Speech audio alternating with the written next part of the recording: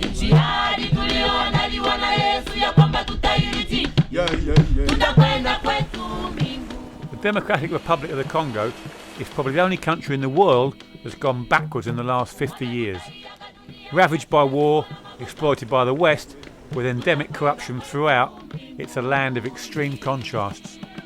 On the one hand, the people are an absolute inspiration.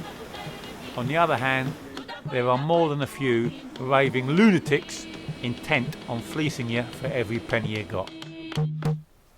Hello, my name's Phil Harwood and my passion is canoeing wilderness rivers around the world. This film is about my 5-month solo attempt to canoe the Congo River from source to sea. As far as I know, it's never been done before. And considering it nearly turned me into a raving madman, I can see why. After spending a small fortune flying out my canoe, the first stop was Zambia, in search of the source. It rises in the highlands of northeastern Zambia, at an elevation of 5,760 feet, in between lakes Tanganyika and Nyasa. But just getting there with a 15-foot plastic canoe in tow was a bit of a mission in itself.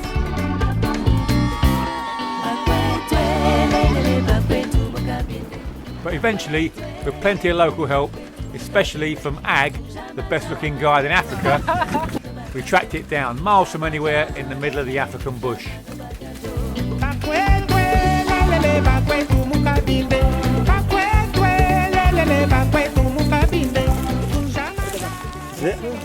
Hey. Okay, here we are. We're finally here. This water here, as small as it may seem, is hugely significant for me because this is the source of the mighty River Congo. This baby is massive and it starts here. In 2,900 miles time, if I drop the twig in here, in theory it should take 6 months to reach the Atlantic Ocean, and that's where I'm heading, in my canoe. Never been done before. You get me? The Congo rises in the highlands of northeastern Zambia as the Chambeshi River. Its course then takes the form of a giant anti-clockwise arc flowing through savanna, swamp and dense tropical rainforest, crossing the equator twice before finally reaching the Atlantic Ocean.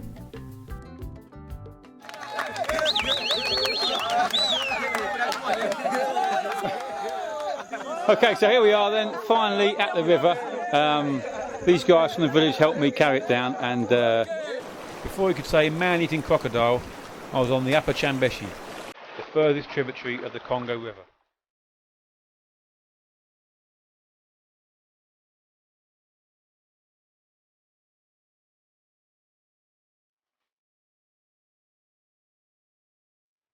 For me, there's something very special about canoeing wilderness rivers.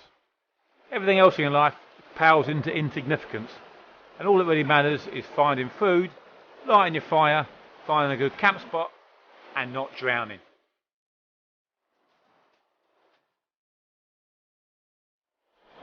I found an absolutely beautiful spot here. It's absolutely idyllic.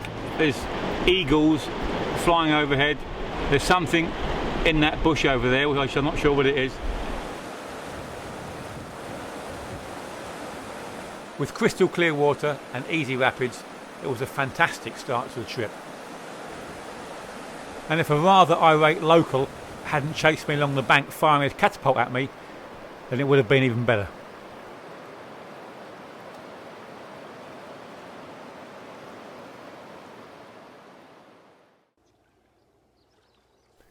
In this part of Zambia, the Bemba tribe were the indigenous people. And one of the best parts of the day for me was in the early morning mist, just after dawn, meeting the fishermen checking their nets.